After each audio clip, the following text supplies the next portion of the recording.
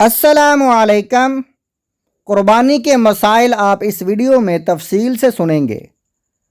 ناظرین سے گزارش ہے ویڈیو کو مکمل دیکھیں، لائک اور سبسکرائب کریں اور ثواب دران حاصل کریں۔ وکیل نے قربانی کی رقم نہیں پہنچایا۔ مسئلہ نمبر 7 آپ کے سامنے کتاب ہے مسائل قربانی، محقق و مدلل، صفحہ نمبر 30۔ اگر کوئی شخص اپنی قربانی کی رقم کسی شخص کو یہ کہہ کر دے کہ میری یہ رقم فلاں شخص یا فلاں ادارے کے ذمہ دار کو دے دو، اور وہ شخص قربانی کی یہ رقم فلاں شخص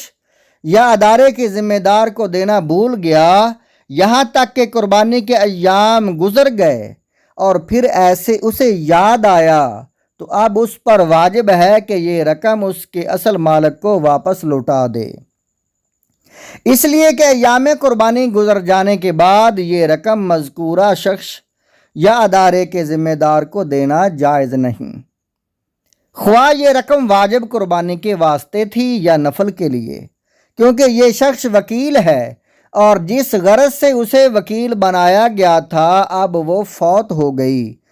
اس لیے تو وکیل بھی ختم ہو گئی اور اس پر اس رقم کا لوٹانا واجب ہوا، اس لیے کہ یہ رقم اس کے پاس امانت ہے اور امین پر رد امانت لازم ہوتی ہے۔ ناظرین اکرام، اس مسئلے کو جو کہ بہت ہی دقیق اور پیچیدہ مسئلہ ہے، ذرا غور سے سننے سے یہ سمجھ میں آئے گا۔ مسئلہ یہ ہے کہ اگر انسان کسی کو پیسے دے کہ یہ پیسے یا یہ کھال جو ہے قربانی کی یا جو یہ پیسے جو ہیں یہ فلاں ادارے کو دے دینا یا قربانی کے پیسے فلاں ادارے کو دینا تاکہ وہ قربانی کر سکیں، تو اگر وہ انسان اس ادارے کو پیسے نہ دے، وقت گزر جائے، قربانی کے ایام گزر جائیں، تو پھر اس ادارے کو دینا جائز نہیں ہوتے، لہٰذا قربانی کے ایام گزرنے کے بعد واپس مالک کے پاس آنے چاہیے، مالک کو دینے چاہیے۔ یہ مسئلہ ہے قربانی کا۔ اس سے یہ معلوم ہوتا ہے کہ انسان اپنی قربانی یا اپنے قربانی کی کھال خود اپنے ہاتھ سے ادا کرے، وہ بہتر ہے۔ اگر کسی کو دے گا تو وہ اس کا جو ہے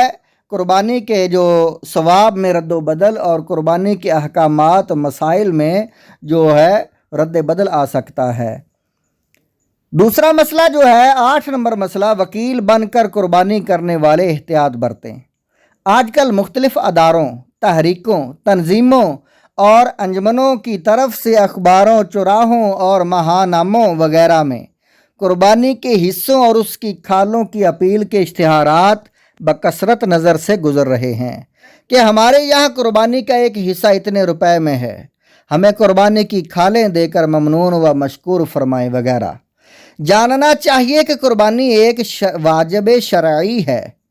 اس کے کرنے کی بڑی فضیلت ہے اور نہ کرنے پر وعید وارد ہوتی ہے یعنی سزا، اور دین اسلام کی طرف سے گناہ یعنی وارد ہوتا ہے۔ فقہائے کرام نے اس واجب کی ادائیگی صحیح ہونے کے لیے بہت سے مسائل بیان فرمائے ہیں، جن پر مشتمل مستقل کتابیں دستیاب ہیں، اور ان کی کھالوں کی قیمت کی بابت بھی شرعی مصرف غرباء و فقراء کو ذکر کیا ہے۔ ان مسائل کو جاننا اور اس کے مطابق عمل کرنا جس طرح ہر قربانی کرنے والے پر ضروری ہے، اسی طرح ان افراد اور اداروں کے ذمہ داران کے لیے بھی ضروری ہے جو وکیل بن کر دوسروں کی طرف سے قربانی کرتے انجام دیتے ہیں۔ کہیں ایسا نہ ہو کہ مسائل سے واقفیت نہ ہونے کی بنا پر یا واقفیت کے باوجود غلط طریقے اپنانے کی وجہ سے لوگوں کی قربانیاں صحیح ادا نہ ہوں اور آخرت میں ان وکیل افراد وغیرہ کی پکڑ ہو